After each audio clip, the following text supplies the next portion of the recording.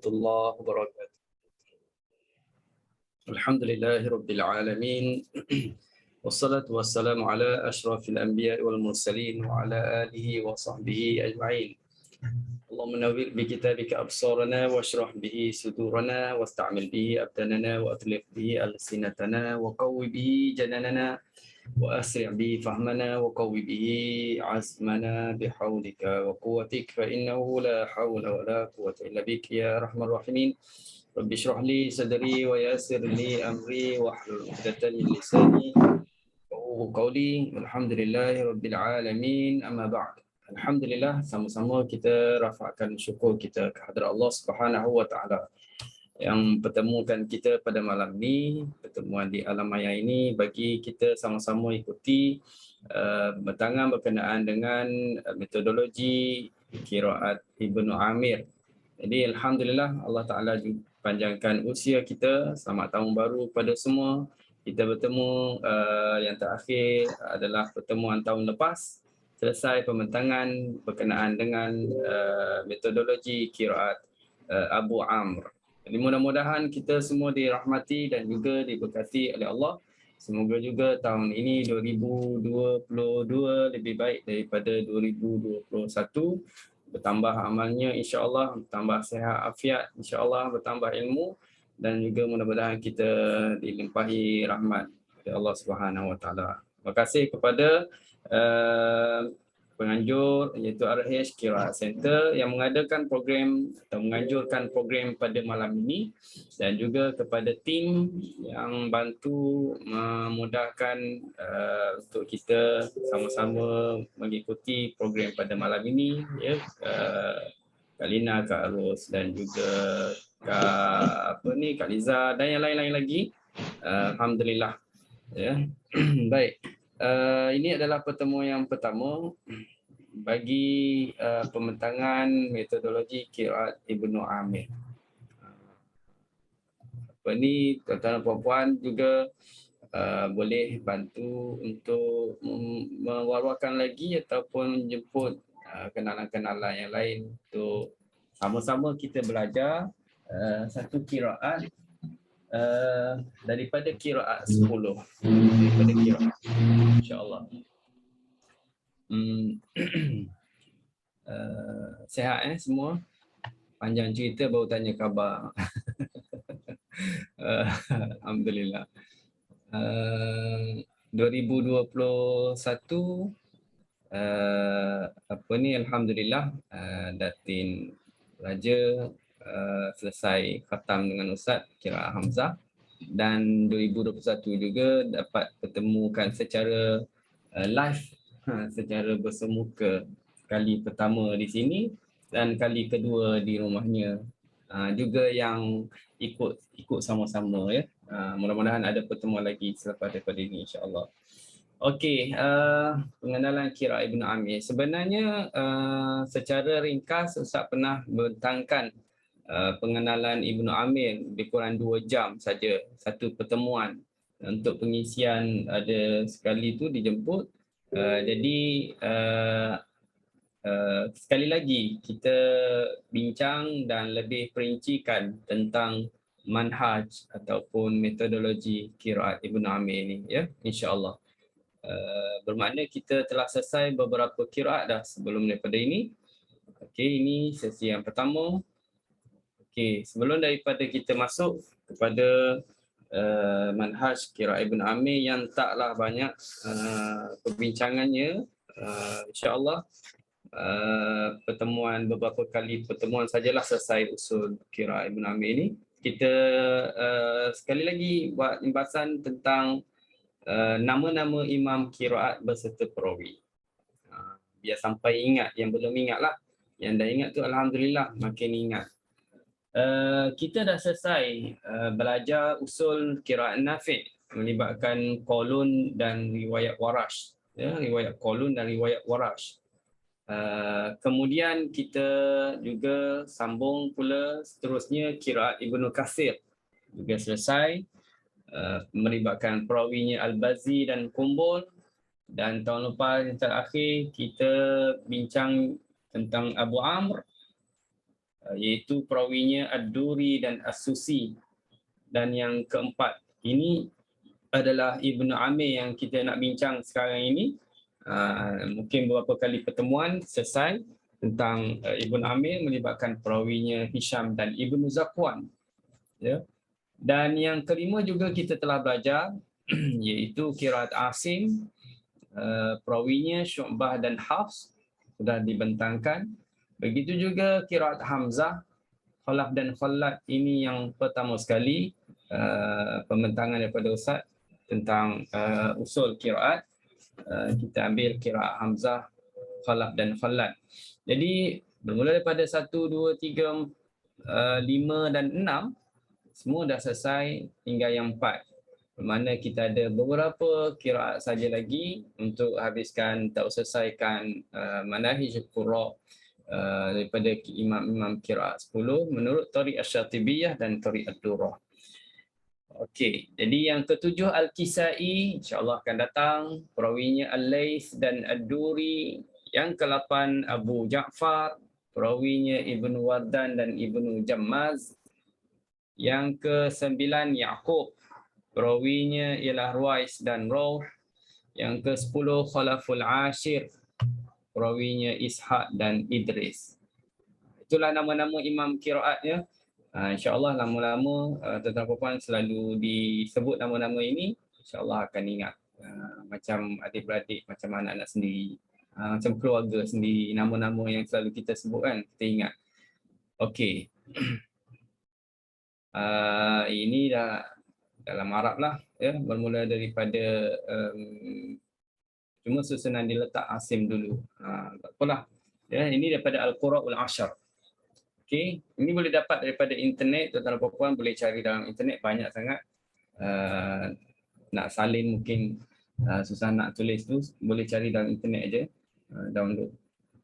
Okey, baik, kita bincang yang pertama, kita kenali dulu siapa dia Imam Ibnu Amir secara ringkas. Ya, kita perkenalkan dulu siapa dia Imam Ibnu Amir yang kita nak belajar metodologinya ataupun usulnya.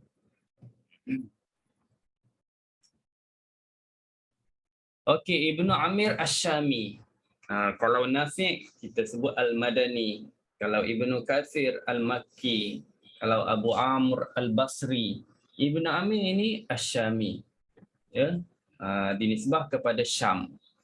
Nama penuhnya ialah Abdullah bin Amir bin Yazid ya, bin Tamim bin Rabi'ah bin Amir Ad-Dimashqi, yang lahirnya pada tahun 8 Hijrah. 8 Hijrah dah lahir.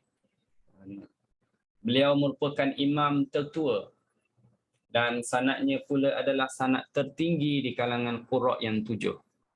Pakai yang 10. Maknanya kenapa dia jadi yang tertinggi? Sanad yang tertinggi. Bila sebut sanad yang tertinggi tu maksudnya apa? Dia merujuk kepada jaraknya dengan Rasulullah sallallahu alaihi wasallam itu, ataupun bezanya dengan Rasulullah sallallahu alaihi wasallam itu adalah dekat.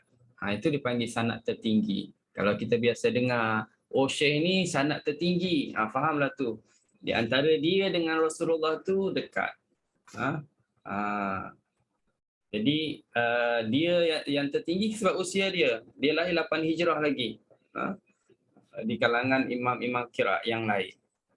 Merupakan yang tertua lah. Dan semasa wafat Rasulullah SAW, usia dia 2 tahun.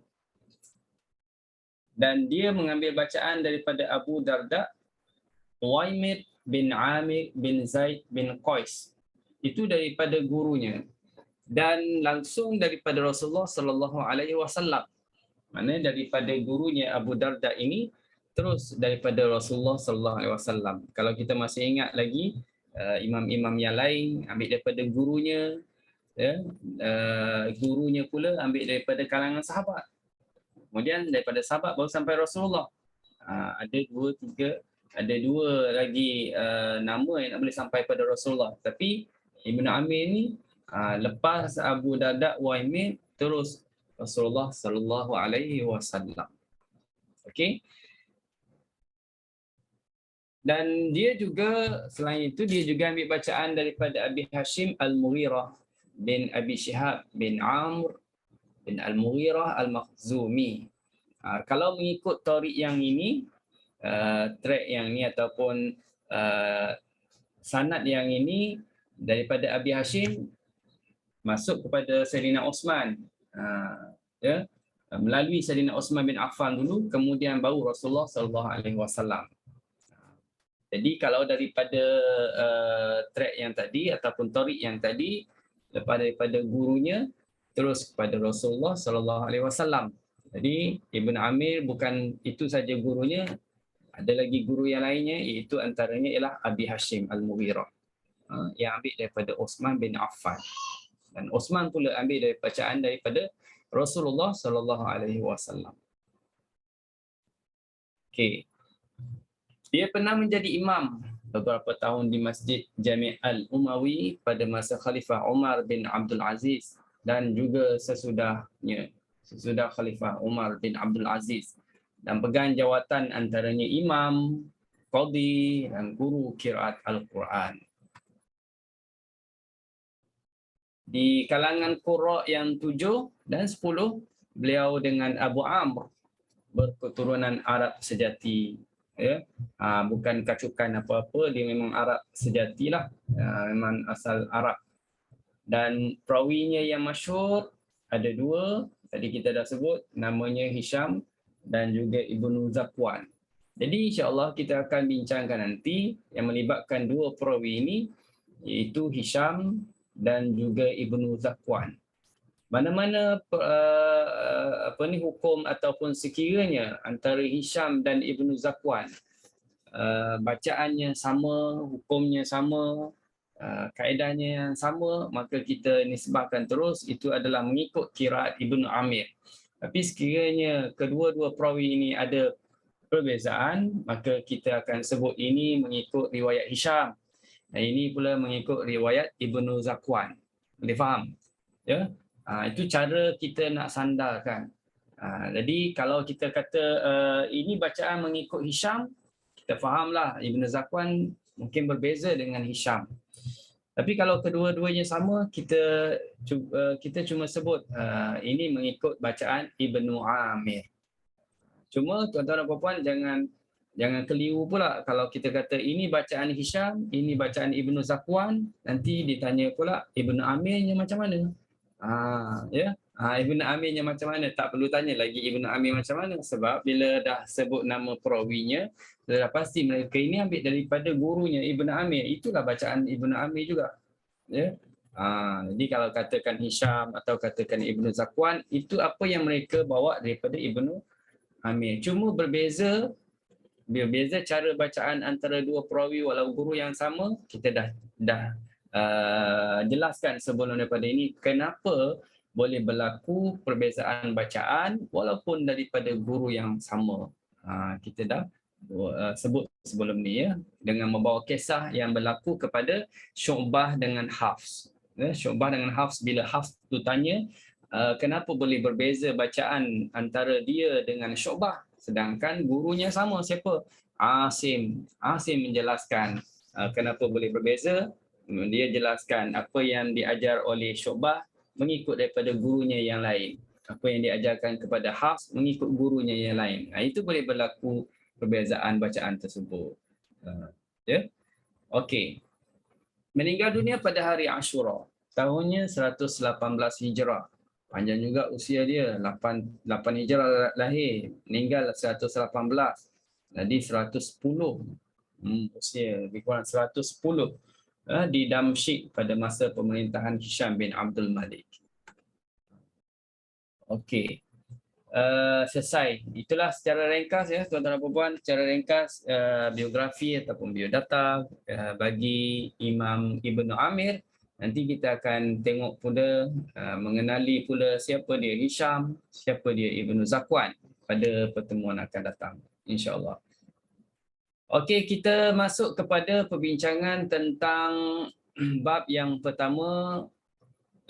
Saya letak nombor 2 lah. Nombor 1 tadi biografi. Mana-mana usul kita akan bincang. Kita mula dengan basmalah. kita nak lihat apakah wajah-wajah ataupun hukum bacaan bagi qiraat Ibn Amir bila mana kita selesai satu surah nak masuk ke surah yang lain. Nafi' dah, Qaulun Waraj dah ingat dah macam mana, Ibnu Katsir macam mana, Abu Am pun macam mana, Hamzah pun macam mana, dah ingat rasanya ya. Ataupun ingat-ingat lupa, ataupun lupa-lupa terus, tak ingat, kena ulang kaji balik lah yang dah lepas. Okey. Kita tengok yang Ibnu Amir ni bab basmalah. Okey.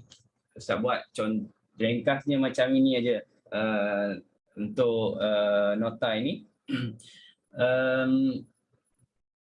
Kalau lihat di sini secara umumnya keseluruhannya bagi Ibn Amir wajah-wajah yang boleh dibaca bila mana kita nak sambung di antara dua surah boleh dibaca dengan 5 wajah. Ya, boleh dibaca dengan 5 wajah, iaitu wajah yang pertama, kedua dan ketiga adalah dengan mengisbatkan basmalah. 1, 2 dan 3 isbatkan basmalah. Maknanya kena baca basmalah. Mesti letak bismillahirrahmanirrahim. Bila kita habis satu surah, kita baca bismillahirrahmanirrahim. Lepas tu kita baca awal surah yang baru. Sama ada kita nak buat dengan cara qat'ul jami', boleh. Ataupun kita nak buat waqaf akhir surah, kemudian sambung basmalah dengan awal surah, itu nombor 2. Ataupun kita nak buat dengan cara atau wajah waslul jami', sambung ke semuanya. Dan semuanya mesti melalui adanya basmalah. Ya, bismillahirrahmanirrahim. Okey. Manakala nombor 4 dan nombor 5, nombor 4 wajahnya saktah. Nombor 5 wajahnya wasal.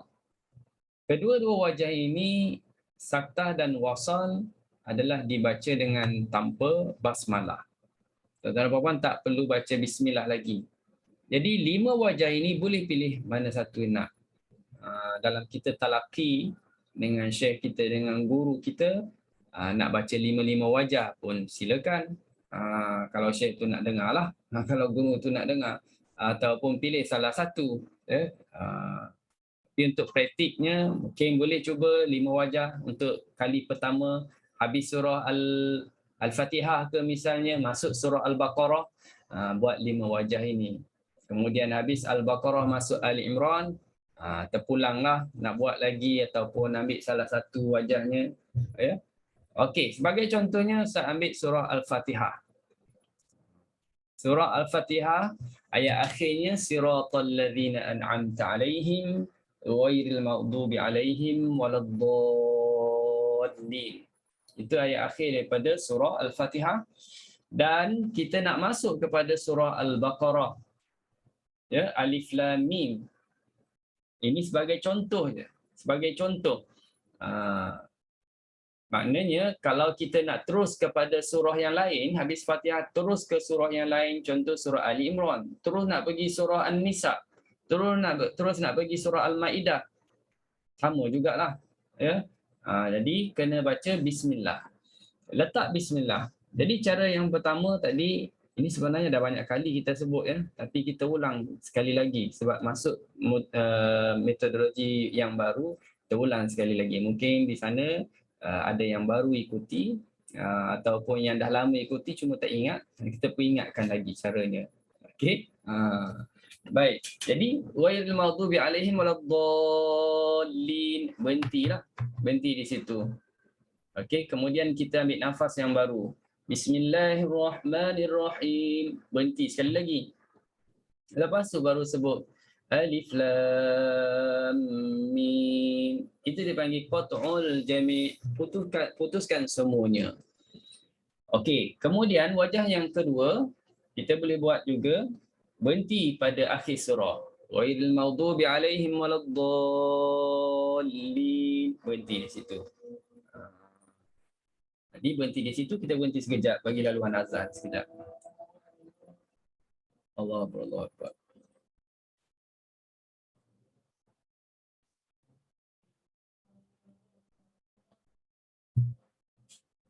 Asyhadu an la ilaha illallah.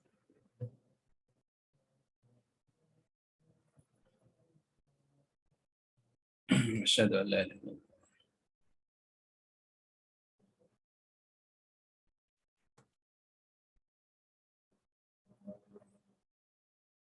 Asyhadu anna Muhammadan Rasulullah.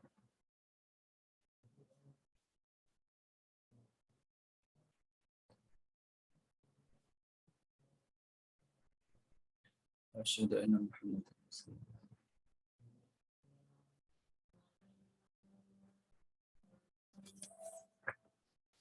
La haula wala quwwata illa billah.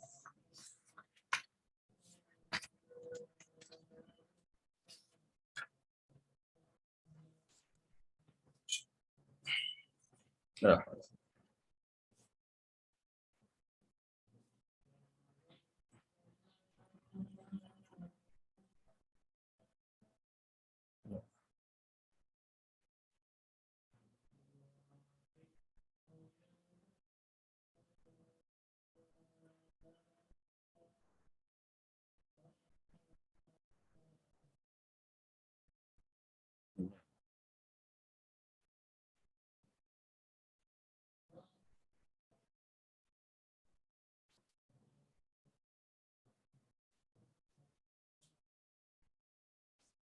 La ilaha illallah Muhammadur Rasulullah. Wasyarakat. Okey. Baik, kita sambung lagi. Okey. Tadi kita berhenti kan wajah yang kedua. Bila habis surah Al-Fatihah misalnya, kita berhenti waladhdallin, kemudian kita pun baca Bismillahirrahmanirrahim alif lam mim. Kita sambung terus. Ya, basmalah dengan alif lam mim. Okey. Kemudian yang ketiga kita panggil waslul jami', sambung semuanya. Ghairil maghdubi alaihim waladdallin. Bismillahirrahmanirrahim alif lam. Sambung semuanya. Okey, itu waslul jami'. Dan tiga wajah ni rasa tak asing dah bagi kita yang dah belajar lama tentang tajwid riwayat Hafs, dah belajar juga kira-kira yang lain macam Qalun ke, Warash ke, Ibnu Katsir ke, Abu Amr, ada wajah-wajah yang dibacakan tadi. Okey, itu dah tiga wajah. Kita bagi yang keempat dan kelima. Yang keempat tadi saya kata, yang keempat tu saktah kan. Yang keempat saktah, kita baca macam ni. Ghairil maghdubi alaihim waladdallin.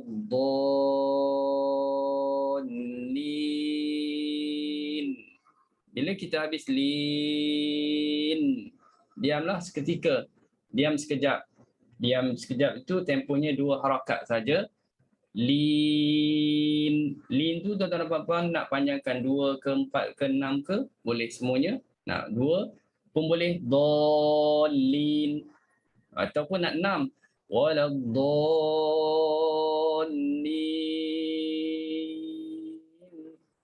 alif. Maknanya panjang lin itu boleh 2, 4, 6 tapi saktah tu hanya tetap 2 harakat saja. Dia tak mengikut kepada ma'arif panjang berapa harakat. Dia saktah statik dengan 2 harakat saja. Okey, sekali lagi ya, Ustaz buat dengan 4 harakat misalnya. Waladdallin alif lam mim. Okey. Itu saktah. Baik. Yang kelima, wajah yang kelima sambung terus. Ghairil maghdubi alaihim waladdallin alif lam mim. Okey. Jadi jumlah keseluruhannya 5 wajah. Kalau masih ingat lagi qiraat yang dah belajar sebelum ni, imam mana yang sama dengan Ibnu Amir? Dengan siapa ya? Warash sama dengan Ibnu Amir, Abu Amr sama dengan Ibnu Amir. Okey, itu je yang setakat kita belajar. Okey. Baik, jadi seperti yang Ustaz sebut tadi, ini adalah contoh saja daripada Fatihah nak sambung ke Baqarah. Tuan-tuan dan puan boleh kiaslah ke surah-surah yang lain. Itulah cara yang seterusnya. Okey, ini dah selesai. Baik, selesailah bab yang pertama lah kalau dari segi metodologinya. Okey, kita masuk perbincangan yang seterusnya. Ini cepat khatam ni, senang je. Ya, masuk bab mad dan qasr. Kita nak bincang panjang pendek. Dalam belajar Quran, mana-mana qiraat, ini penting kita kena tahu panjang pendeknya berapa harakat. Ya. Mad ni berapa harakat untuk qiraat yang ni. Jadi kena tahu supaya kita tak bercampur aduk. Di mana Rasulullah sallallahu alaihi wasallam dia tak adalah dia menyebut secara jelas ini 2 harakat, ini 4 harakat, ini 6 harakat, tapi yang dia mengajar secara praktikal kepada sahabatnya dipanjangkan tempat-tempat tertentu, dipendekkan tempat-tempat tertentu. Maka sahabat pula ajar kepada sahabat yang lain sedemikian.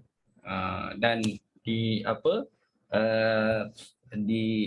ada dalam hadisnya yang asalnya yang menyebut tentang sedikit teguran daripada sahabat bila mana mendengar sahabat yang lain itu baca berlaku kesilapan. Tempat yang panjang mereka ada yang baca dengan pendek, jadi ditegur oleh sahabat yang lain bahawa nabinya tak baca macam ni, tapi dibaca dengan sebegini, ditunjukkan cara bacaannya, dipanjangkan. Itu asal usulnya. Jadi secara terang ataupun secara jelas menyebut 4 harakat 5 harakat tu tak ada pada zaman Rasulullah sallallahu alaihi wasallam atau sahabat. Tapi ulama yang terkemudian menyusun ataupun memudahkan kepada kita dengan adanya kadar-kadar tertentu 2, 4, 5, 6, 3 disebut dalam kitab-kitab tajwid. Okey, jadi kita tengok tentang bab mad dan qas, panjang dan pendek. Panjang dan pendek ini hanya Ustaz bahagikan secara mudahnya kepada 3 jenis mad sahaja. Kita akan bincang 3 jenis ini saja. Mad munfasil, mad silah tawilah. Jadi itu sama. Kemudian yang ketiganya mad muttasil. Mad-mad yang lain seperti mad badal ke, mad arid li sukun ke, mad lazim ke, mad lin ke, apa lagi nama mad, mad iwad ke, itu adalah sama, ya. Sama bacaannya dengan riwayat Hafs. Jadi kalau tuan-tuan dan puan dah mahir, dah tahu tentang kadar-kadar mad tersebut, jadi senanglah untuk faham qiraat Ibnu Amir ini. Ya. Jadi itu bonus bagi mereka yang dah mahir, dah tahu riwayat Hafs. Tapi kalau tak tahu lagi riwayat Hafs, kena cuba pelajarilah tentang mad tersebut untuk kita faham juga kira 2 in 1. Tahu Hafs, tahulah juga Ibnu Amir. Ya. Okey. Jadi mad munfasil dengan mad silah tawilah disatukan dari segi kadar harakatnya sama. Kemudian mad muttasil. Okey, kita tengok kadar mad bagi mad-mad yang disebutkan ini. Bagi mad munfasil, Ibnu Amir baca 4 harakat. Contohnya inna a'tainaka. 4 harakat di situ. Mad silah tawilah pula juga sama, 4 harakat. Ma lahu afladah. Itu contoh mad silah tawilah. Dan mad muttasil Ibnu Amir pun sama juga, dibaca dengan 4 harakat. Contohnya jaa. Nampaknya senang ya Ibnu Amir. Tak macam yang riwayat yang lain, ada yang baca mad munfasil berbeza dengan mad muttasil. Ada yang boleh baca dua wajah pada mad munfasil, 1 wajah pada mad muttasil. Tapi bagi Ibnu Amir senang, nampak dia tanda panjang walau tak kenal ini mad wajib ke mad jaiz. Masih belum dapat kenal lagi. Yang penting tahu 4 harakat. Itu dah selamatlah sikit. Tapi harap-harapnya dah boleh tahulah ya bezanya. Kita dah masuk banyak qiraat dah ni. Sekurang-kurangnya boleh kenal dengan betul. Walaupun kita guna Quran Qalun misalnya. Guna Quran Qalun tapi belajarnya qiraat Ibnu Amir. Kan pelik tu. Tak apalah, itu je yang dia ada contohnya kan. Itu je yang satu-satunya Quran yang ada kebetulan waktu itu. Nak baca Ibnu Amir, ambil Quran Qalun. Dalam Quran Qalun atau Quran Ibnu Katsir, mat munfasil dia tak letaklah tanda panjang. Ya, tak letak tanda panjang. Contohnya pada inna a'tainaka, tak adalah tanda mat atas alif. Tapi kalau kita mahir, kita faham, boleh kenal ini mat munfasil. Dari mana kita tahu ada alif atau kita kata ada huruf mat bertemu dengan hamzah. Kalimah yang berbeza. Itulah poin dia, takrif dia. So tak bergantung sangat kepada tanda tu. Kalau ada tanda lagi senang. Kalau tak ada tanda pun kita faham ini sebenarnya mat munfasil. Habis tu tak ada tanda, ini tengok-tengok Quran Qalun rupanya. Tengok-tengok Quran Ibnu Katsir. Memang dia tak letak tanda. Itu masalah sikit kalau baca Qalun. Kalau dia baca Qalun, sebab Qalun kita belajar dulu mat munfasil boleh 2 harakat, boleh 4 harakat. Jadi yang betulnya 2 harakat tu pasti betul. Masuk pada 4 harakat tu jadi tak betul. Sebab dia tak kenal lagi mat munfasil rupanya.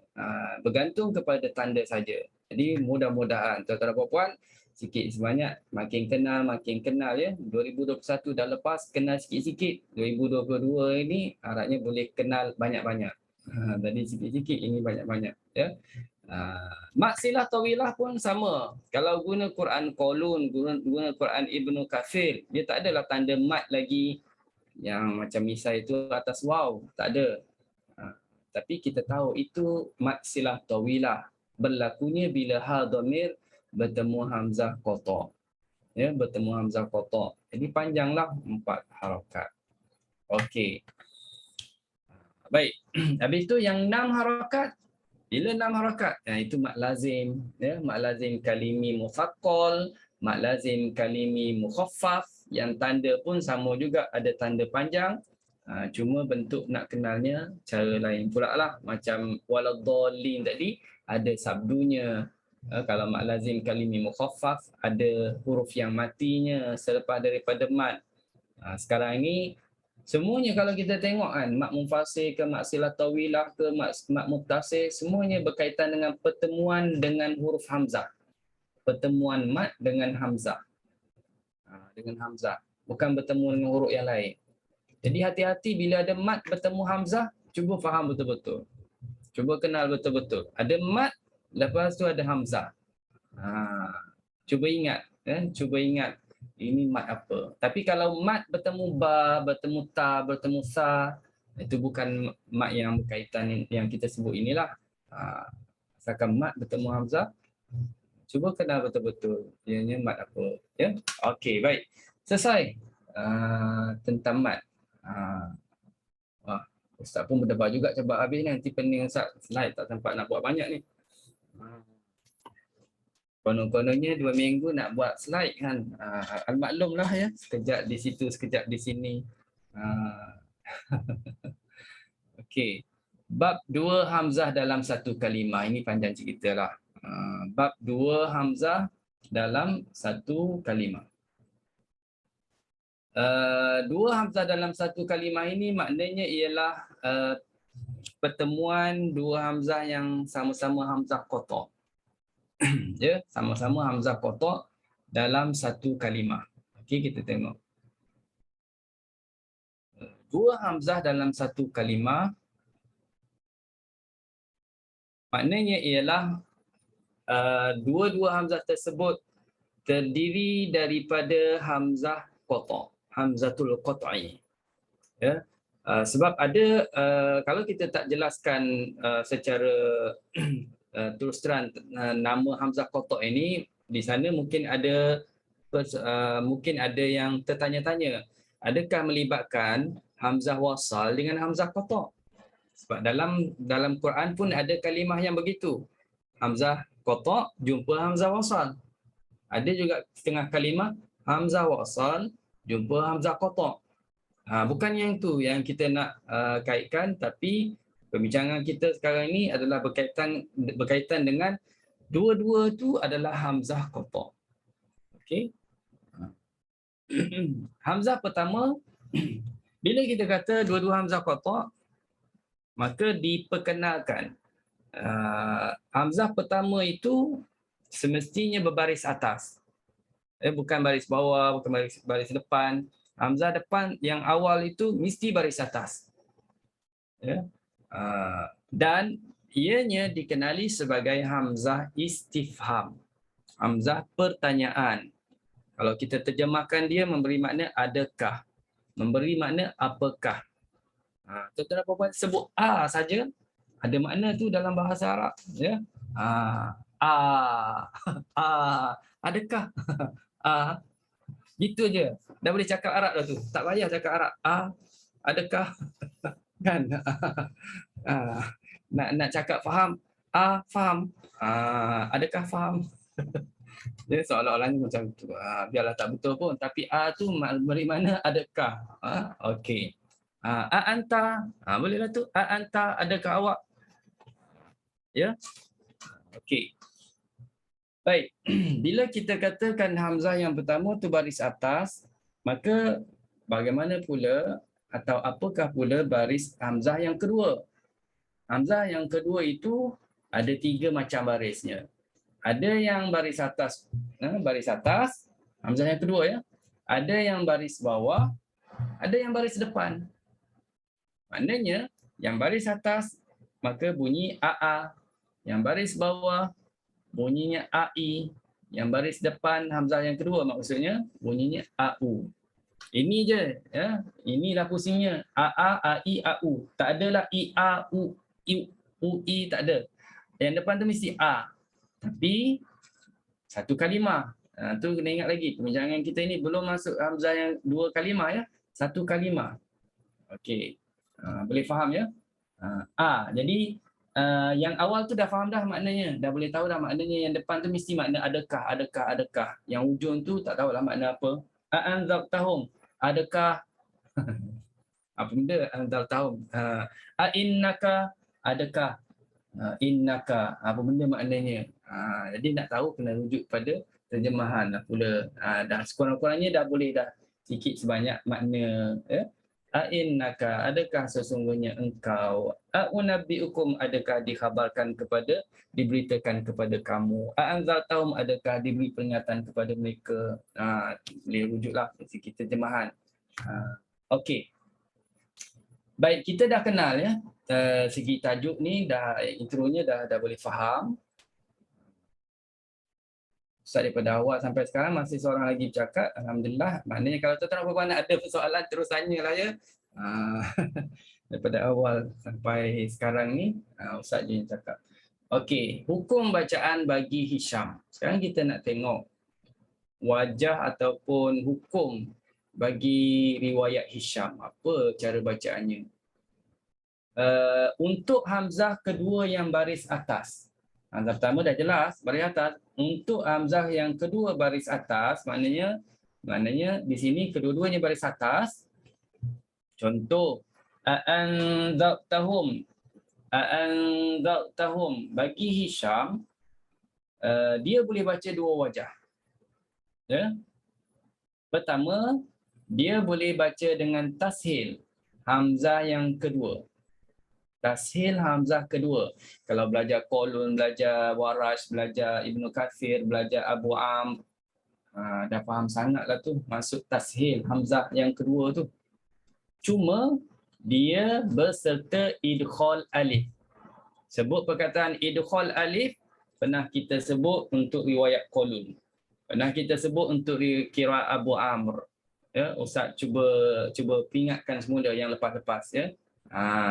Supaya tak terhanyut sangat sebab dah masuk tahun baru ni, 2021 dah lepas. Jadi takut jauh sangat, ya. Jadi terlupa. Okey. Jadi kita idkhal idghal maknanya masukkan alif. Sebelum kita nak tashil, letak alif dulu. Masukkan alif dulu. Bila masukkan alif bermakna kita panjangkan 2 harakat. Hamzah yang pertama panjangkan 2 harakat. Dia panjangkan 2. Lepas tu baru tashil. Anzartahum. Anzartahum. Itu secara slow motion lah. Tapi bukan maknanya kena berhenti. Cara bacaannya ialah anzartahum. Anzartahum. Yang penting 2 harakat tu dulu. Anzartahum. Beza dengan Hafs kita tak idghal alif. Bahkan dua-dua hamzah itu tahqiq. Kedua-duanya disebut dengan jelas. Anzartahum. Anzartahum. Okey, bezalah dengan Hafs. Yang ni anzartahum. Okey. Itu wajah yang pertama. Apa? Tashil berserta idghal alif. Yang kedua kita boleh tahqiq hamzah kedua. Tadi tashil. Yang kedua tahqiq. Tahqiq ni tuan-tuan dan puan-puan maknanya dia lawan kepada tashil. Maksudnya kita kena sebut hamzah tu dengan jelas. Keluarkan pada mengikut makhrajnya, ya, secara jelas. Jadi cuma dia berserta idghal alif. Kalau tak berserta idghal alif macam Hafs. Tapi sekarang ni berserta idghal alif, maknanya kita baca anzartahum. Panjang 2 harakat. Anzartahum. Anzartahum. Macam tu. Jadi boleh buat 2 wajah untuk jenis yang pertama. Jenis yang mana hamzah keduanya berbaris di atas. Boleh ingat ya?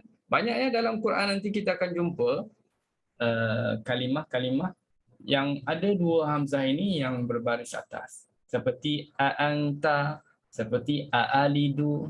Ya? Okey. Baik. Okey, saya pindah. Yang seterusnya belum masuk jenis yang kedua. Cuma untuk perhatian tuan-tuan dan puan semua, kecuali kalimah a'jamiyun. Dalam surah Fussilat. Ini kalau kita belajar Hafs, di tengah kitab kan dia masuk dalam bacaan-bacaan gharib. Kenapa gharib? Pelik. Kerana dia tak banyak dalam Quran yang ada macam ni. Kalau kita belajar tajwid Hafs, maka dijelaskan satu tempat yang mesti dibaca dengan tashil, iaitu surah Fussilat ayat 44. Itu mengikut riwayat Hafs lah. Tapi bagi Hisham ini, tuan-tuan dan puan-puan, bagi Hisham ini dibaca dengan apa? Ini dibaca dengan isqatkan hamzah, isqat hamzah yang pertama.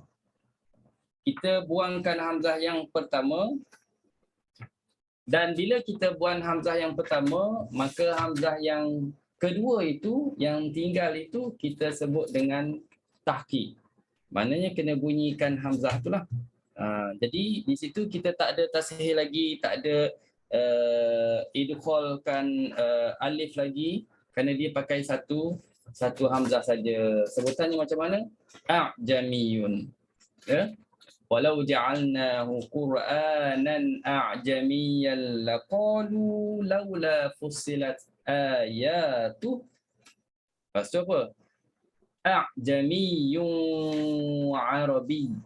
Ya, A'jamiyyun Arabi. Okey. Pakai satu hamzah sahaja. Okey. Baik.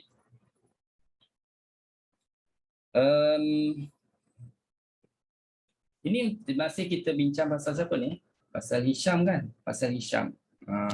Pasal Hisham. Jadi yang Ibnu Zakwan tu bacaannya samalah dengan Hafsnya. Ibnu Zakwan sama dengan Hafs. Iaitu dibaca dengan tahqiqkan hamzah yang pertama dan tashil hamzah yang kedua. Itu ambil maklum ya. Yang kita bincang ini Hisham, riwayat Hisham. Ibn Zakwan tak disebut kerana bacaan Ibn Zakwan tu sama dengan riwayat Hafs. Dia tahqiqkan hamzah pertama a, hamzah yang kedua tashil a'jamiyun. A'jamiyun. Tuan-tuan dan puan-puan dah tahu cara bacaan Hafs, maka senanglah faham untuk Ibn Zakwan. Cuma Hishamnya lagi senang. Pakai satu hamzah je. A'jamiyun wa arabi. Ya. Okey. Jadi Ustaz, jadi yang pertama tadi yang pasal i a u a tu Ibn Zakwan tu sama dengan Hafs. Sebab tu hanya disebut Hisham saja dalam keadaan ni lah. Betul. Ibn Zakwan yang a i a u sama dengan Hafs. Jadi tak dihuraikan di sinilah. Ya, dah ada sebut secara langsung tadi dan persoalan Kak Lina tadi.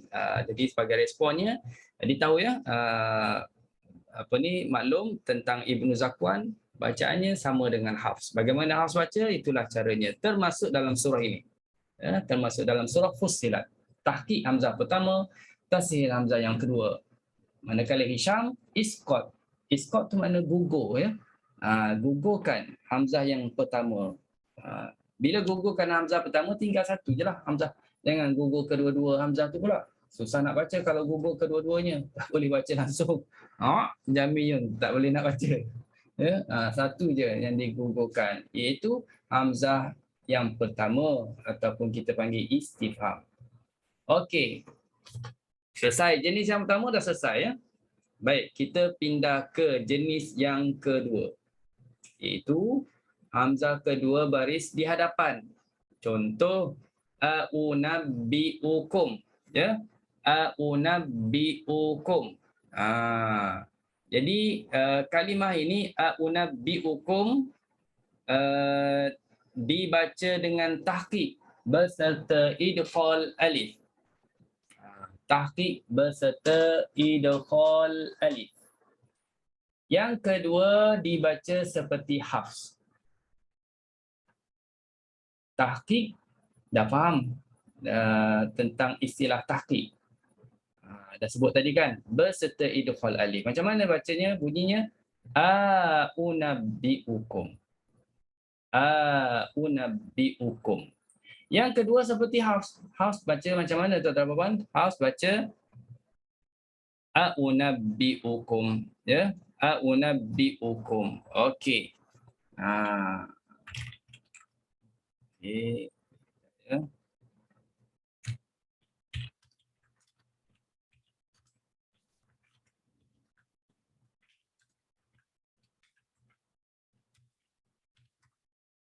Okey. Tu ada. Okey, tu Kak Lina. Kalian ni di WhatsApp. WhatsApp tu Kak Lina. Okey, tuan-tuan dan puan-puan, kita kalimah a'unabbi'ukum. Sekali lagi Ustaz jelaskan ya. Ustaz jelaskan kalimah a'unabbi'ukum ataupun nanti kita tengok yang hamzah pertama baris atas, yang kedua baris depan. Ini kalimah yang pertama. Okey, kita letak dalam surah Ali Imran. Juz yang ketiga, ayat yang ke-15. Muka surat 51. Muka surat 51. Muka surat 51, cuba tengok terus ataupun buat catatan terus bagi qiraat Ibnu Amir. Bagi qiraat Ibnu Amir. Okey. Buat catatan ataupun buat penandaan di situ. Qul a'unabbi'ukum. Baca berapa wajah? 2 wajah. Tahqiq berserta idghal alif. Okey. Saya tak boleh nak kontrol ini. Okey, baik. Okey. Selesai. Okey. Kita tuan-tuan dan puan-puan, pastikan masa kita dalam kelas ini hati-hati ya, video dan sebagainya. Okey, Selesai yang ni. Baik. Tengok yang ni pula pun sama. Unzila, ulqiya. Sama apa? Sama keadaan barisnya. Iaitu hamzah yang kedua baris depan. Hamzah pertama baris atas. Hamzah kedua baris depan. Tadi unabbiukum. Yang ni unzila dan ulqiya. Yang kedua-dua ini boleh dibaca 3 wajah. Kalau tadi 2 wajah. Yang tadi kita hanya boleh baca tahqiq beserta idgham, dan seperti Hafs yang ni pula ialah kita boleh tahqiq, kita boleh tashil, dan kita boleh baca seperti Hafs. Nampak ada 3 wajah. Tahqiq beserta idgham, unzila, ulqiya. Kita boleh tashil, unzila, ulqiya. Dan kita boleh baca macam Hafs, unzila, ulqiya. Maknanya dalam talaki nanti, tuan-tuan dan puan akan baca 3 wajah lah, 3 track untuk ayat ini. Unzila itu berada di surah Sad, juz yang ke-24, ayat yang ke-8, muka surat 453. Cari teruslah, senang. Ya? Muka surat 453. Nanti senang kalau nak talaki itu dah ada catatan. Oh, Ustaz dah sebut ini. Cuma saya je tak ingat-ingat. Contohnya kan. Unzila. Jadi buat catatan di situ. Berapa wajah tadi? 3 wajah. Tahqiq, tashil, dua-dua ini beserta idgham, dan satu lagi macam Hafs. Ya. Jadi kalau tersalah baca, tak tahu macam mana bacaan Hisham, tiba-tiba baca macam Hafs, unzila, betul juga. Secara tak sengaja jadi betul di situ. Padahal kita tak ingat, tapi jadi betul sebab dia macam Hafs. Ya. Muka surat 453. Okey, manakala ulqiya ini surah Al-Qamar juz yang ke-27 ayat 25. Tengok muka surat 529. Buat catatan terus di situ. 529. Nanti akan sampai di sini ulqiya, boleh baca dengan 3 wajah juga. Tashil boleh, tahqiq pun boleh. Dua-dua itu boleh baca beserta idgham alif dan juga tahqiq tanpa idgham, maknanya bacaannya sama dengan riwayat Hafs. Ulqiya, ulqiya, ulqiya. Ya, boleh ketiga-tiga wajah. Okey. Ada tuan-tuan dan puan-puan nak dahulukan tashil ataupun nak dahulukan tahqiq atau nak baca sama dengan Hafs, itu boleh semuanya. Okey. Baik, selesai jenis yang ketiga. Ustaz. Ya. Seperti tadi, yang kita bincang boleh 3 wajah bacaan ni semasa pertemuan Hamzah Fathah dengan Hamzah Dhammah kan? Betul. Ini kalimah khusus ke? Tadi Ustaz cakap kan yang tu dua je kan? Tahqiq Hamzah kedua beserta idgham alif. Lepas tu seperti Hafs 2 wajah. Yang kalimah unabbiukum tu, kalau kira dia tu au juga kan? Au juga. Yang ni pun au juga, tapi yang ni cuma yang ni kalimah khusus kan? Dia boleh 3 wajah? Betul. Ni kalimah unabbiukum dia kaedah khusus. Hanya boleh 2. Manakala ulqiya dengan unzila adalah dibolehkan dengan 3 wajah. Ini je yang ada. Ya. Jadi dua tadi sama. Yang satu ini unabbiukum ni khusus kepada surah ini dibaca dengan 2 wajah. Oh, jadi kalimah unabbiukum tu yang khususnya. Betul. Yang 3 ni common dia lah, biasa je 3. Itu boleh 3 wajah. Dia tak boleh unabbiukum, dia tak boleh baca tafsir aja. Seperti yang tadi. Ya. Okey.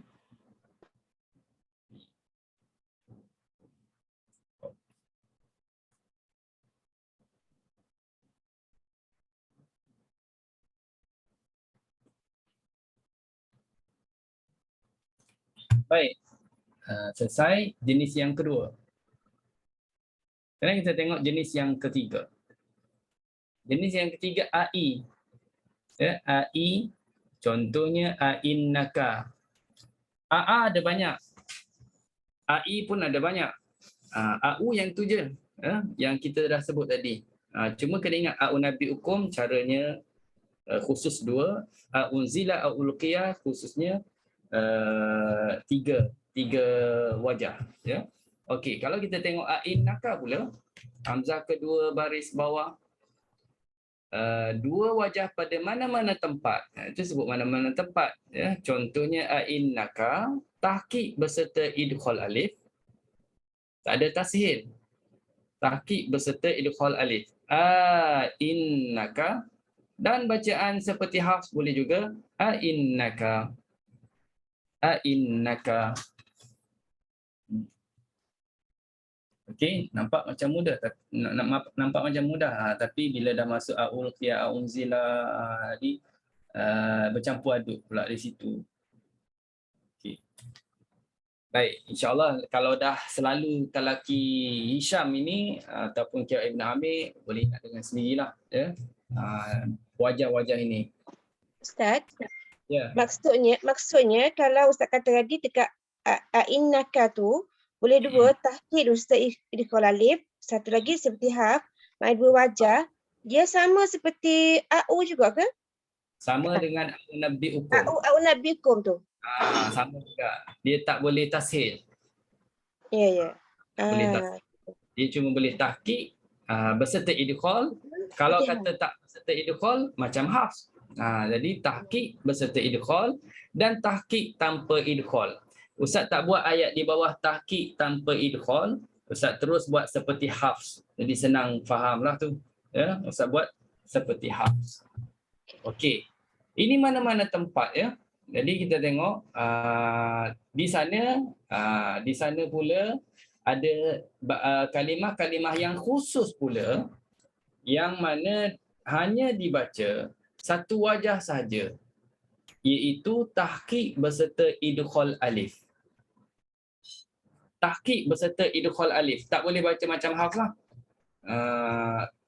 Dia tak baca macam Hafs. Iaitu innakum dalam surah A'raf ayat 81. Yang ni dia tambah hamzah satu lagi. Innakum.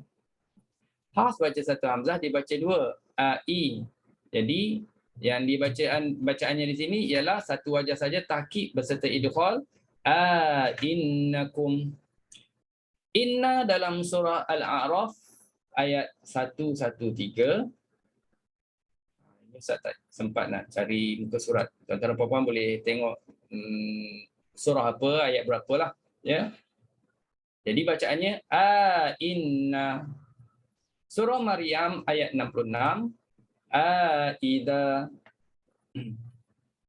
Asy-Syu'ara ayat 41. Inna. Surah As-Saffat ayat 52. Innaka. Surah Saffat ayat 86. Ifkan. Okey. Baik, yang ni surah Fussilat ayat 9. Innakum, surah Fussilat ayat 9, dia boleh baca tashil beserta idghal dan dia juga boleh baca tahqiq beserta idghal alif. Innakum boleh baca gitu dan boleh tashil innakum. Okey, khusus untuk surah Fussilat ayat 9. Sekali lagi, khusus untuk surah Fussilat ayat 9, tashil boleh, tahqiq pun boleh. Kedua-duanya adalah beserta idghal alif. Innakum ataupun innakum. Okey. Boleh. Yang lain tu 1 2 3 4 5 6 tu semuanya satu wajah saja, iaitu tahqiq beserta idghal alif. Okey. Ibn Zakwan tak bincanglah sebab apa? Dah sebutkan tadi, sama bacaannya dengan riwayat Hafs. Okey. Baik. Kemudian di sini Ustaz kongsikan sekali lagi, pernah disebut sebelum ni, ada kalimah-kalimah tertentu yang mana bagi semua qiraat, kalau qiraat tersebut baca atau terkenal dengan idkhal alif, tapi tempat-tempat ini adalah dikecualikan daripada baca dengan idkhal alif. Itu saja nak maklum. Kalimah-kalimah ini seperti aamantum dalam surah Al-A'raf 1, 2, 3, surah Taha ayat 71, surah Asy-Syu'ara ayat 49. Tak boleh idkhal alif. Tasir lah. Tahqiq lah, tapi tak boleh idkhal alif. Ya. Aamantum, aalihatuna, aimmata, a'adzakaraini kalau nak tafsirkan a'adzakaraini tak ada yang idkhal alif. Ana pun sama, Allah pun sama, tak ada yang idkhal alif. Boleh ada 6 kalimah di sini yang berkaitan. Okey. Ini kita Ustaz pernah sebut dah dulu dalam perbincangan metodologi riwayat kolon dulu. Itu juga masuk riwayat Warash, dah pernah sebut sebelum ni. Ini sebagai ulang kaji balik. Jadi tuan-tuan dan puan-puan boleh tahu maknanya apa yang kita bincang pasal idkhal alif, oh di sana ada kalimah yang tak boleh langsung idkhal alif, melibatkan bagi semua qiraat. Ya, ada kalimah. Kalau boleh ingat ada kalimah pun dah okey dah. Tak boleh sebut amantum alihatuna a'immah semua ni. Hanya boleh ingat ada kalimah pun dah okey dulu ya. Untuk peringkat awal. Okey. Baik. Kemudian ini kita nak masuk tentang yang kita sebut sebagai hamzah istifham berulang-ulang. Ya, hamzah istifham berulang-ulang. Dalam satu ayat ataupun 2 ayat berturut-turut, ada 2 kalimah yang mengandungi istifham. Maknanya dia ada 2 hamzah. Ai. 2 kali atau 2 tempat pada satu ayat ataupun pada 2 ayat. Itu kita panggil istifham berulang-ulang. Tajuk ini setiap metodologi dibincangkan. Jadi ini Ibnu Amir kita bincangkan sekali lagi. Ini juga merujuk kepada riwayat Hisham ya. Kita tengok di sini tentang hamzah istifham yang berulang-ulang. Okey. Baik. Tentang istifham berulang-ulang di sini 9 tempat dibaca dengan khabar pada tempat pertama dan istifham pada tempat kedua. Ya. Sekali lagi, 9 tempat dibaca khabar pada tempat pertama dan istifham pada tempat kedua. Ustaz buat secara ringkas saja di sini. Dalam ayat contohnya ada aiza, baca lagi, ada pula perkataan ainna. Jadi ada aiza, ada ainna. Aiza, ainna. Dalam satu ayat. Kalau kita baca dengan aiza dan ainna, itu kita mengekalkan kedua-dua hamzah tersebut. Maknanya dipanggil istifham berulang-ulang. Tapi bagi Ibnu Amir ini dia bacanya dengan apa? Dia istifham khabar pada tempat pertama. Maknanya kita buangkan hamzah yang pertama. Tempat pertama buangkan hamzah pertama. Tempat yang kedua kekalkan hamzah istifham tersebut. Jadi bacaannya seperti yang Ustaz buat di bawah ini. Nampak tak? Yang aiza tadi dah jadi idza. Okey. Yang aidha tadi dah jadi idha. Kemudian inna pula, inna dia kekalkan istifham dan jangan lupa. Apa yang kena buat? Kena idkhal alif. Inna, ya. Inna mengikut apa yang telah kita bincangkan tadi untuk qiraat Ibn Amir, yang mana dia baca dengan tahqiq berserta idkhal boleh, dan juga baca seperti Hafs pun boleh. Okey. Inna boleh. Inna pun boleh. Itu untuk Hisham. Tapi kalau Ibnu Zakwan, dia tak ada idkhal apa-apalah, baca tahqiq macam Hafs lah. Inna. Okey. Inna itu sama dengan riwayat Hafs bagi Ibnu Zakwan. Yang Hisham saja yang seperti yang kita dah jelaskan tadi. Tempat-tempatnya adalah melibatkan surah Ar-Ra'd ayat 5, surah Al-Isra. Kalau tuan-tuan dan puan-puan buka surah Al-Isra ayat 49, jumpalah. Ayat 98, jumpa. Surah Al-Mu'minun ayat 82, surah Al-Ankabut ayat 28, ayat 29, surah As-Sajdah ayat 10, surah As-Saffat ayat 16, ayat 53. Kalau tuan-tuan dan puan-puan dah ada buku waras yang Ustaz ni, dah ada buku waras ataupun dah ada buku kolom, ni sambil campaign ke apa ni, dua-dua lah ya. Takut tuan-tuan dan puan-puan nak kena salin pula, Ustaz nak salin tak sempat gini-gini. Buku Hamzah semua dah ada dalam ni, boleh rujuk je dalam buku ni. Tempat-tempat yang kita sebutkan ada istifham berulang ini. Ya.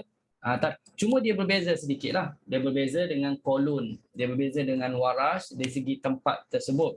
Nak baca istifham ke khabar. Okey.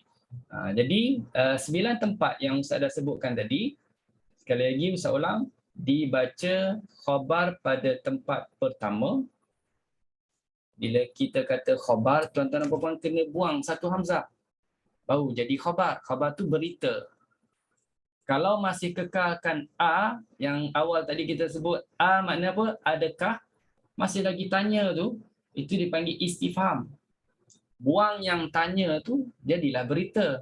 Kalau kita terjemahkan aidha, makna dia adakah apabila, kan tanya tu, adakah apabila? Itu tanya.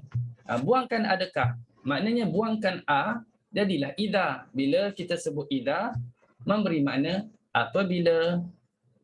Itu macam nak bercerita lah tu. Apabila begini. Bukan tanya tu. Itu berita. Adakah apabila? Itu tanya. Faham tak? Ya. Okey. Baik. Kalau 9 tempat kita dah sebut, manakala 2 tempat lagi terbalik. Dia tempat pertama istifham. Tempat kedua dia khabar. Melibatkan surah An-Naml ayat 67.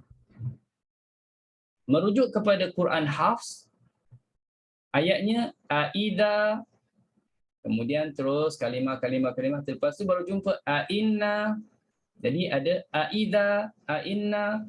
Bagi Ibnu Amir, dia baca istifham tempat pertama, aidha, kekalkan yang kedua dia buangkan tinggallah inna, tapi dia baca double nun, innana. Ini fasih huruf dalam surah An-Naml ayat 67.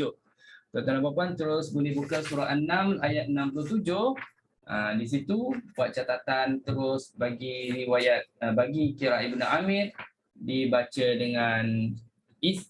dengan khabar, dan juga jangan lupa ada fasih huruf nun itu dibaca dengan 2 nun, innana. Okey. Manakala surah An-Nazi'at, surah An-Nazi'at, inna dan aidha, bagi Ibnu Amir istifham tempat pertama inna, dan khabar tempat yang kedua idha.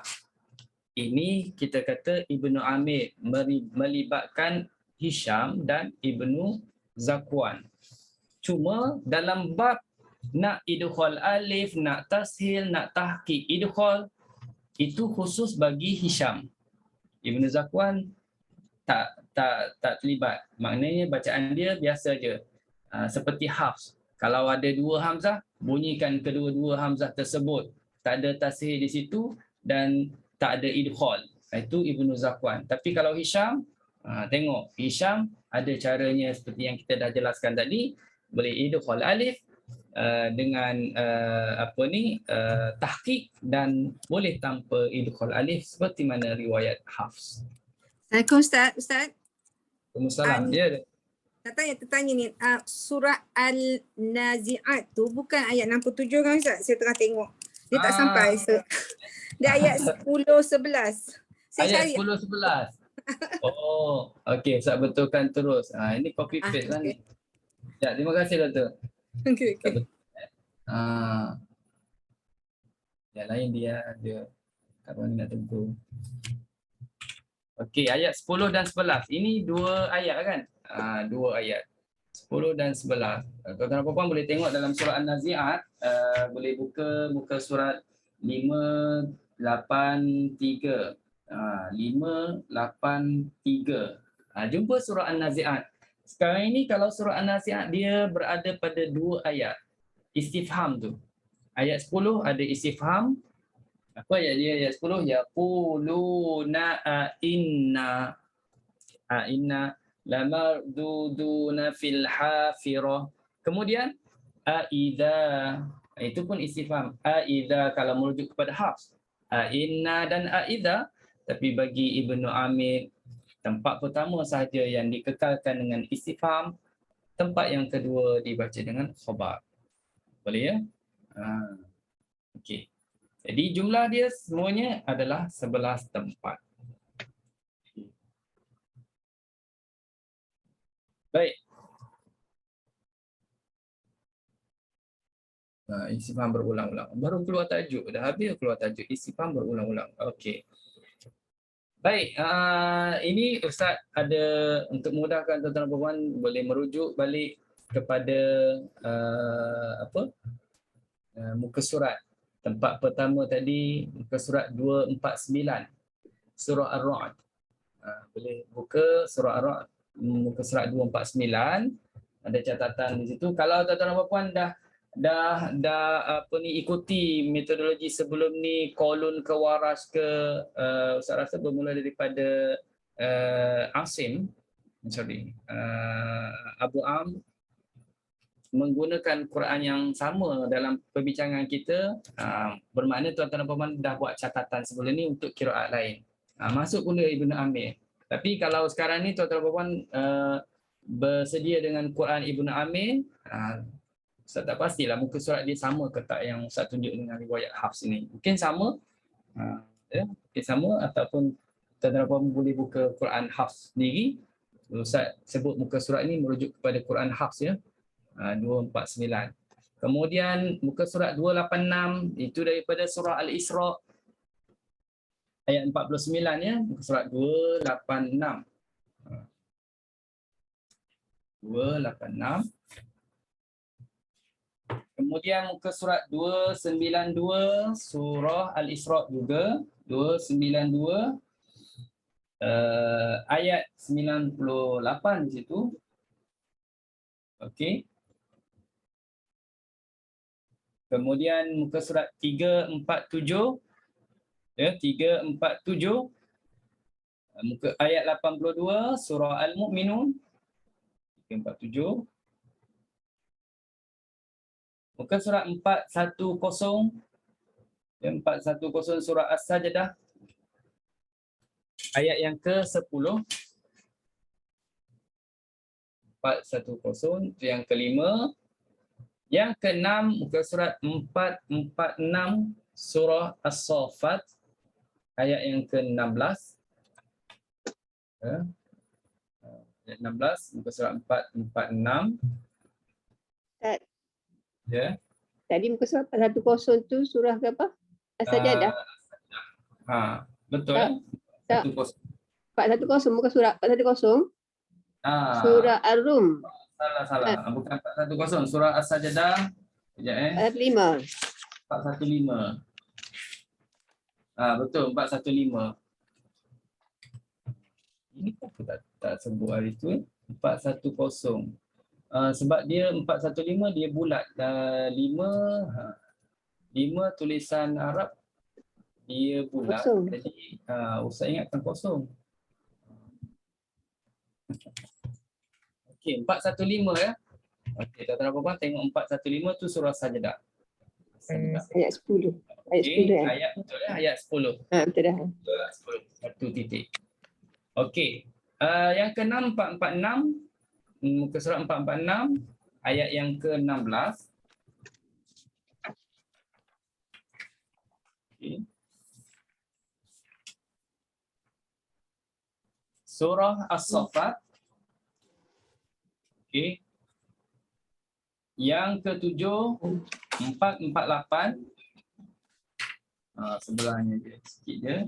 448 surah As-Saffat ayat yang ke-53. Okey, 53.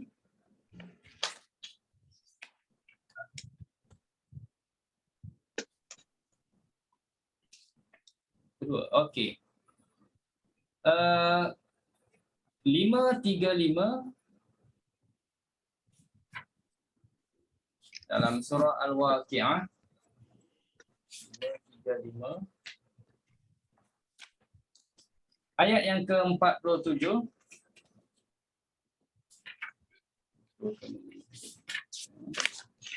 Okey.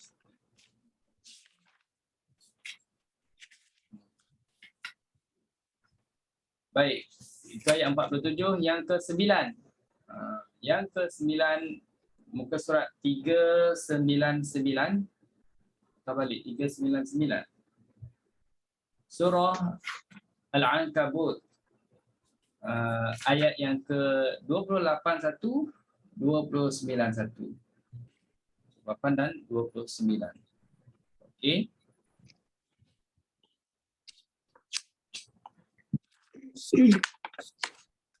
Okey, baik. Kemudian yang ke-10. Yang ke-10 surah An-Nam muka surat 383. Ada jumlah tadi sebelah kan? 383.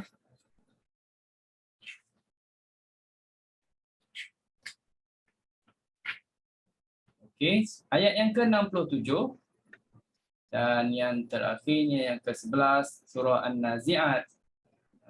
Muka surat 583. Tadi dah sebutlah. Ayat ni dah betul lah ayat 10 dengan ayat yang ke-11.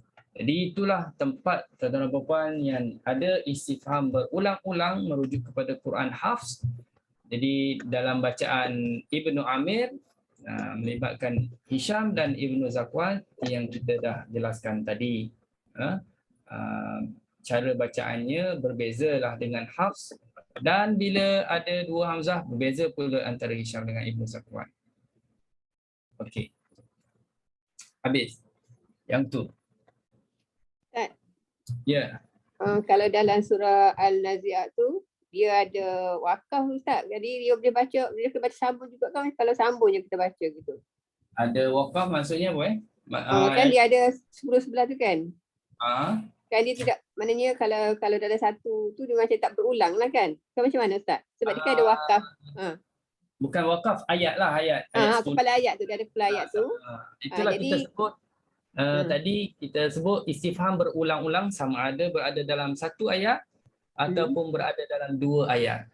Awal tadi sebut satu ayat atau mengambil kepada dua ayat. Tapi dia berturut-turut, bukan ayat 10 satu ayat 21. Tu tak dipanggil berulang-ulang.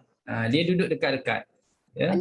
Maknanya kalau kita wakaf pun kita tak kena baca ikut yang tu lah Ustaz. Betul. Dia sama ada wakaf atau wasal, dia dah masuk dalam macam fasyi huruf ataupun dalam bab usul yang kita sebut tadi lah. Dia dah tentukan tempat pertama bacanya apa, tempat kedua bacanya apa. Okay. Terima kasih Ustaz. Okay. Baik, itulah jumlah semuanya ada 11. Ya, 11 semuanya. Okey, kita pindah kepada yang terakhir untuk malam ini. Sikit saja kita sentuh tentang bab dua hamzah dalam dua kalimah. Yang satu kalimah dah selesai. Ya, sekarang yang dua kalimah. Yang dua kalimah ini senang saja. Tajuk yang kedua ni senang saja, dua hamzah dua kalimah. Al-hamzatani min kalimataini. Dia bagi kepada dua pula. Di situ ada yang sama baris, ada yang berlainan baris. Jadi bacaan Ibnu Amir adalah seperti riwayat Hafs. Sama dengan kita. Jadi tajuk ini tak susah lah. Yang dua hamzah dua kalimah ni tak pening sangat. Yang pertama tu tak adalah pening sangat pun. Cuma nak kena faham betul-betul je. Dia tahqiqkan kedua-dua hamzah. Ya. Dia tak susah macam kita baca Abu Amr, macam Qalun, macam Warash. Tak susah sangat. Sebab dia sama dengan Hafs. Dibaca dengan tahqiq kedua-dua hamzah sama ada bersamaan barisnya ataupun berlainan baris. Mana bersamaan barisnya, kalau hamzah baris atas yang pertama, yang kedua pun baris atas. Kalau berlainan baris, mungkin hamzah pertama baris atas, hamzah yang kedua baris bawah. Tapi dari segi bacaannya adalah sama dengan riwayat Hafs. Ya? Okey. Ayat tergantung situ, sama ada dan masuk tajuk baru. Jadi apapun alhamdulillah tuan-tuan dan puan-puan, kita selesai pada malam ini beberapa tajuk yang kita bincang, bermula daripada biografi Imam Ibnu Amir, kemudian masuk bab basmalahnya, kemudian kita bincang pasal mad dan qas, kemudian kita bincang pasal dua hamzah ini, satu kalimah, ada barisnya, yang baris atasnya, baris bawahnya, baris depan, dan kita akhiri dengan dua hamzah dalam dua kalimah. Mudah-mudahan sedikit sebanyak memberi gambaran umum kepada tuan-tuan dan puan-puan tentang selok-belok bacaan qiraat Ibnu Amir pada tajuk yang dibincang pada malam ini. Dan insya-Allah pada pertemuan yang akan datang kita akan sambung masuk kepada tajuk-tajuk yang baru pula tentang metodologi qiraat Ibnu Amir. Ya. Dia alhamdulillah setakat itu perkongsian daripada Ustaz. Kalau ada apa-apa pertanyaan boleh bertanya, dan kalau tak ada kita berhenti di sini. Insya-Allah kita sambung pula pada minggu yang akan datang. Ustaz nak tanya boleh Ustaz? Ustaz. Boleh. Belum ada tadi yang tajuk kecuali tadi yang kata Ustaz cakap ni kan dibaca isqat hamzah pertama dan tahqiq hamzah kedua. Ada tadi. Okey. Yang slide mana yang isqat hamzah yang dikecuali tu. Yang kalau tengok tekan surah Fussilat. Betul. Okey. Kalau dibaca kenyataan Ustaz tu dibaca isqat hamzah pertama kan. Maknanya kalau isqat hamzah tu bermakna Ustaz kata buang hamzah pertama Betul. Isqat tu makna gugur lah. Gugur hamzah. Maknanya kalau dalam ayat ni tu maknanya yang hamzah pertama tu tu kan.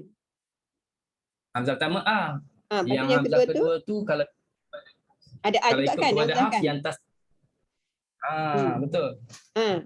Dia asalnya ada dua hamzah ni. Asalnya ada jamiyun. Yang mana yang pertama, yang mana yang hamzah kedua? Yang pertama ni yang nampak macam kepala ain ni yang pertama. Yang kedua ni yang ada tanda titik atas alif ni, ini yang kedua. Jadi ayat yang Ustaz tulis tu. Okey. Yang Ustaz kata dibaca isqat hamzah pertama. Maknanya dibaca isqat tu maksudnya maknanya kita dibuang. Baca dibuang hamzah pertama, tapi sebab tu wujud. Jadi macam kita baca. Okey, kalau ayat yang Ustaz sebut ini dibaca isqat hamzah pertama, maknanya dibuanglah. Dibaca dibaca dengan mengisqatkan hamzah. Kalau ayat yang cantiknya gitulah. Dibaca dengan mengisqatkan hamzah pertama. Ya. Dibaca isqat hamzah pertama tu ringkas. Kalau nak ayat yang lebih komplit, lebih sempurna, mungkin Ustaz kena sebut dibaca dengan membuang atau dibaca dengan mengisqatkan hamzah pertama. So, hamzah pertama yang A kita buang. Dan tahqiq hamzah kedua, maknanya kena baca dengan jelas hamzah yang kedua. Mana hamzah yang kedua? Kalau merujuk kepada Quran Hafs yang ada titik ini merupakan hamzah yang kedua. Asalnya a'jamiyun. A'jamiyun itu yang asal. Tapi Ibnu Amir baca buang satu hamzah, tinggal satu, makna bunyinya ialah a'jamiyun. A'jamiyun. Bunyinya macam tu. Bunyi je macam tu tapi di punya tulisan tu masih ada lah hamzah pertama tu situ kan Ustaz. Yang pertama dah buang. Tapi Yang nampak pertama yang dah dibuang. Ini Ustaz ambil Quran Hafs. Ini bukan Quran Ibnu Amir. Ini Quran Hafs. Jadi kalau buka Quran Ibnu Amir yang Hisham memang tu, tak ada lah. dia Tak ada lah. satu hamzah je lah. Dia tak Tak ada lah dua. hamzah tu depan tak ada hamzah lah. Mana gitu. Depan tu ada satu je lah. Dia tak ada dua. Dia asal ada dua. Ada dua hamzah. Asal dua. Buang satu, tinggal satu. Maknanya ni cara penulisan dia macam ni kan kalau Ibnu Amir ni? Cara penulisan dia? Bukan kan? Dia tak tulis macam ni lah. Dia tak ada lah yang alif ada titik ni. Dia pakai satu. Yang titik ni dia akan letak hamzah lah. Titik tu simbol bagi tashil. Okey. Faham. Terima kasih Ustaz. Okey, sama-sama. Okey, baik. Alhamdulillah selesai. Ada lagi insya-Allah kita akan bincang pula. Okey, wallahu alam. Kita jumpa besok pula bagi yang nak ikuti tentang tilawah ataupun tadarus qiraat hamzah, bacaan sambung-sambung. Kita dah pun banyak juzuk yang kita dah baca. Besok pukul 5 suku sampai 6.30 dan ataupun ikuti pada minggu hadapan. Sekali lagi untuk Ibnu Amir, ya, wallahu a'lam.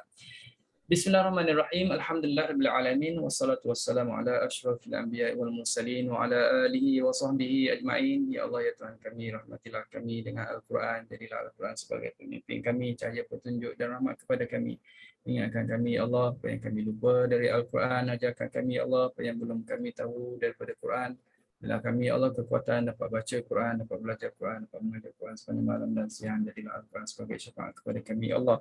Wa sallallahu ala sayyidina Muhammad wa ala alihi wa sahbihi wa sallam. Alhamdulillahirabbil alamin. Wassalamualaikum warahmatullahi wabarakatuh. Terima kasih Ustaz. Terima kasih Ustaz. Waalaikumsalam warahmatullahi wabarakatuh.